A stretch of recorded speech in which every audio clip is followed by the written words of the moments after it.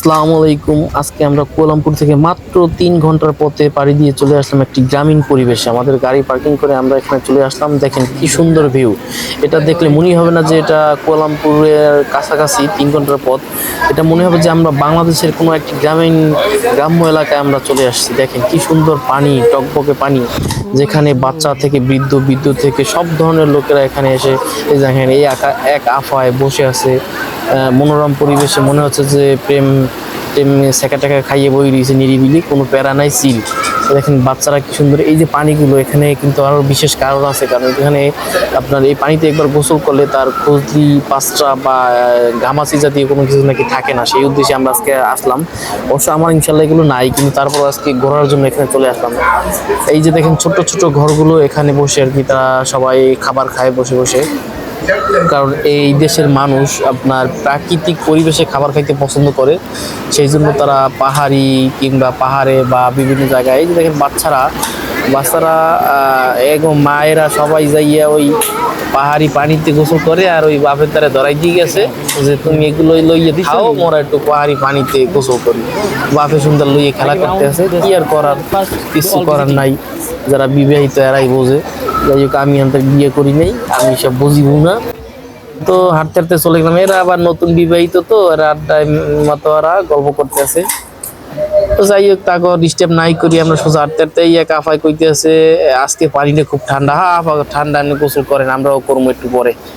তো দেখতে দেখতে আমরা আরো সামনের দিকে আগাইতেছি। আগাইতে আমরা চলে যাব একদম শেষ কিনারায়, দেখবো তার শেষ কিনারা কি রয়েছে। আর এখানে পানি এতটাই ঠান্ডা যে মানে বরফ জমে না, কিন্তু বরফ না জমলে প্রচন্ড ঠান্ডা, কারণ পাহাড়ের পানি তো। আর এই পানি একদম সম্পূর্ণ বিশুদ্ধ পানি। এখানে পানি আপনার কোনো ধরনের পানিতে কোনো ধরনের পোকা মাকড় কিংবা কোনো কিছুই নেই, যার কারণে সবাই এই পানিতে গোসল করার জন্য উচ্ছ্বসিত হয়। তা মোরা আর ব্যতিক্রম কি, মোরা এই প্রথম আইছি, তো এর লিগে আগে একটু ঘুরে ঘুরে দেখবো। সবকিছু তো আর আপনাকে এক ভিডিওর মধ্যে দেখাইতে পারবো না। তো পার্ট 2 এর মধ্যে আমরা সবকিছু দেখতে পারবেন না, আর এটার মধ্যে যতটা সম্ভব আমরা দেখাবো। আমরা এই পাহাড় ধরে এই যে দেখতেছেন মানুষ নিজ দিয়ে হাঁটাচল করতেছে বর্ষার সময়, মানে যখন বৃষ্টি হয় তখন এই মানুষ এখানে যাওয়ার কোনো অস্তিত্বই না। ওই যে দেন ওই প্রাকৃতিক কাম হাঁটতে আছে একটা লোক তার বাচ্চারে গোসল করাইতেছে। যাই হোক, এই যে এরা সবাই খানা খাইতেছে, কারণ এরা দুপুর, এদেশের লোকেরা কি, এরা আমরা যেমন দুপুরের খাবার, এরা দুপুরের খাবার 12টার ভিতরেই কমপ্লিট করে।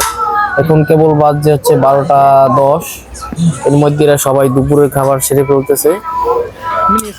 আমরা দেখতে দেখতে দেখি আরো কি কি দেখা যায়।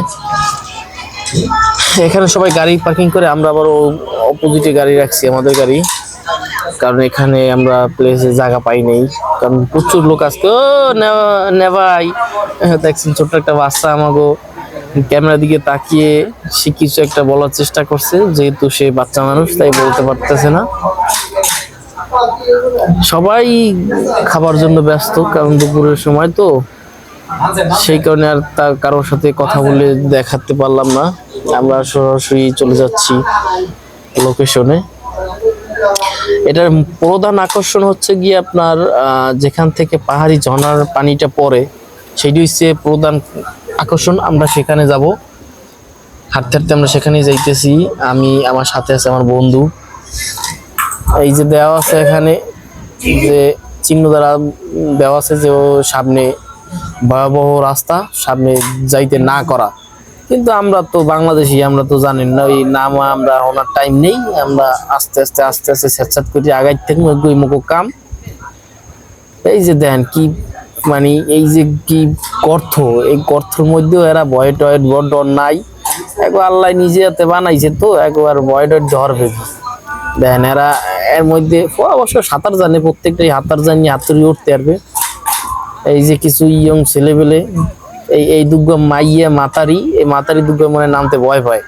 এর লেগে ওই চ্যাংরা মানে ওই পোলাটা এগো মনে হয় হেল্প করতে আছে, কারণ এরা নামার জন্য অনেকক্ষণ দেখতেছি চেষ্টা করতেছে, কিন্তু নামতে পারতেছে না, কারণ কিছু কিছু জায়গায় অনেক গভীর তো, আবার বিশেষ করে স্রোত আছে, কারণ পাহাড়ের পানি তো স্রোতটা একটু বেশি।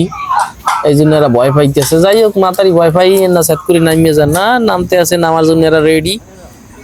একবার কিরা ঠেয়, কারণ এরা তো সারা গরু না, এরা হইছে যে বান্দা গরু, তো এর লেগে সারা পাইলে